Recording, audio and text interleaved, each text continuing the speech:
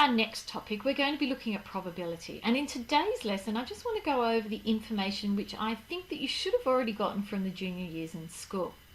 So the first thing is the probability is a chance that something will happen. So in mathematics, it's expressed as a fraction between 0 and 1. That's something that you should know. The probability of an event occurring is the number of favourable outcomes over the total number, and there is an R missing here, the total number of outcomes. Okay, so an outcome is a result of the experiment. So the outcome could be rolling a 6, or you could roll a 2. A sample space is a possible result or outcome of the experiment. So my sample space for rolling a dice could be 1, 2, 3, 4, 5 or 6 because they're all equally likely to happen. The event is a possible result outcome of an experiment. So for rolling a dice, my event could be rolling an even number, or it could be rolling a 6 or rolling a number less than 4. A random sample is a sample where every member of the population has an equal chance of selection. So if you toss a coin, you can get heads or tails. The difference with this might be a biased dice, where it's biased so that heads lands up more often than tails, or a biased dice where you roll a 6 more often than you roll any other number. Equally likely are the outcomes have the same chance of occurring. So like rolling a dice, everything is equally likely. The other thing I think it's important that we need to know about is this range of probability. The probability or chance can be measured on a likelihood scale between impossible and certain on a numerical scale between 0 and 1. So if the probability is 0, that means it's impossible. So an example of an impossible event would be rolling 7 on a die that only has the numbers 1 to 6. Then we have anything that's less than a half is unlikely to happen. Probability of a half is you've got an even chance of it happening, heads or tails. You've got an even chance of it being heads. A little bit higher between a half and 1, it's likely to happen. And if the probability is 1, it is most certainly going to happen. So let's have a look at some examples in using this.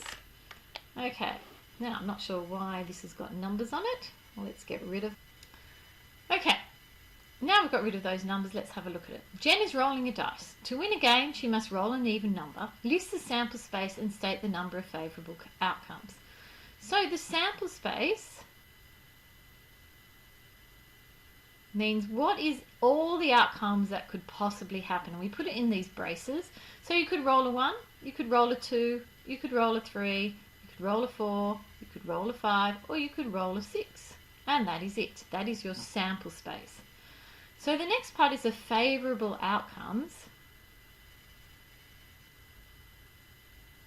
And the favourable outcomes are the things that we want to happen.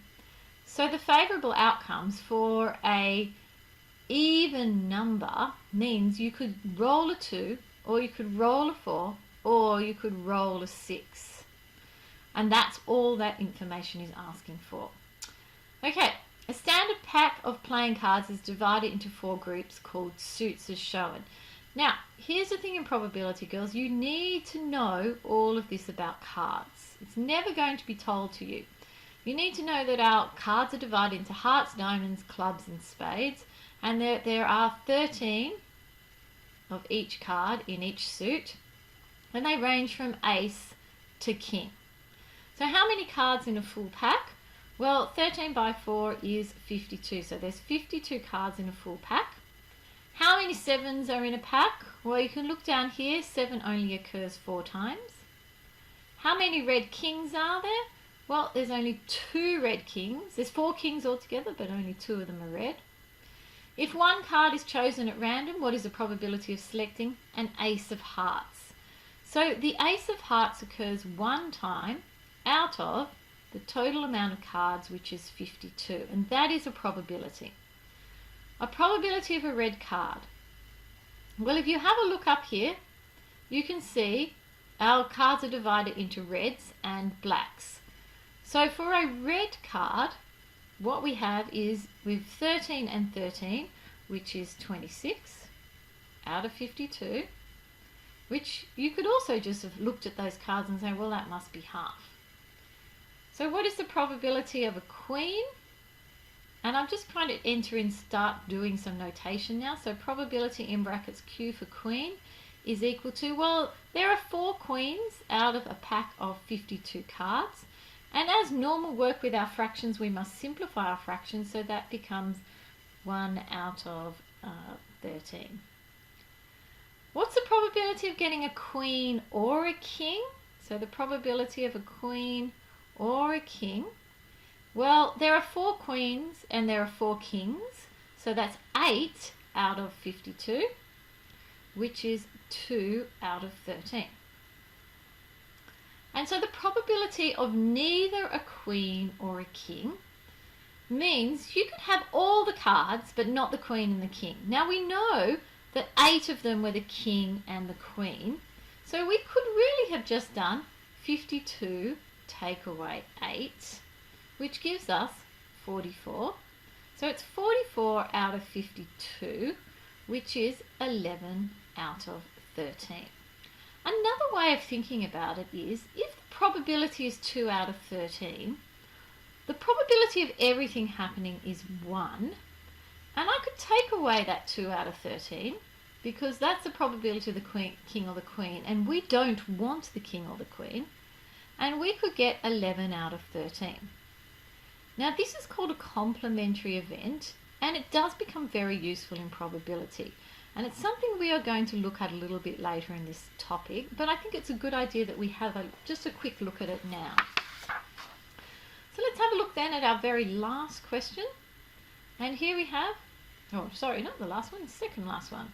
A bag of lollies contains 6 red, 7 green, 6 orange and 5 yellow lollies and 4 white. If one lolly is chosen at random, what is the probability that it's red? So the probability of a red lolly is there's 6 of them that are red, out of the total amount is 6 plus 7 plus 6 plus 5 plus 4, which is 28. And as usual, my fractions get simplified, so that's 3 out of 14. The next one is the probability of an orange or a yellow. Well, orange, we know there's 6 of them. Yellow is 5, so that must be 11 all up out of 28. And that cannot be simplified. Let's have a look at the probability of blue. Well, if you read the question carefully, there are no blue lollies. That means you can't get anything. So the probability of something that is impossible is 0. And the probability of not white. Now here's an interesting case of the complementary event. Probability of not white. The long way of doing it is to go, well, that means there must be 6 green, 7 yellow, 6 orange and 5 yellow. So that must be 24 out of 28, which is 6 out of 7. But another way of doing it could have been probability of not white is the same as 1 minus the probability that it is white. Because we know all the probabilities add up to 1, and we know that the probability that it is white is 4 out of 28. And if we do 1 minus 4 out of 28 on our calculator, we still get the answer of 6 out of 7. As I said, we will look at this later, but it's good to have this in the back of your mind as you're doing some of this work, because it will make your life a lot easier later on. So a die is rolled. What is the probability of throwing an odd number?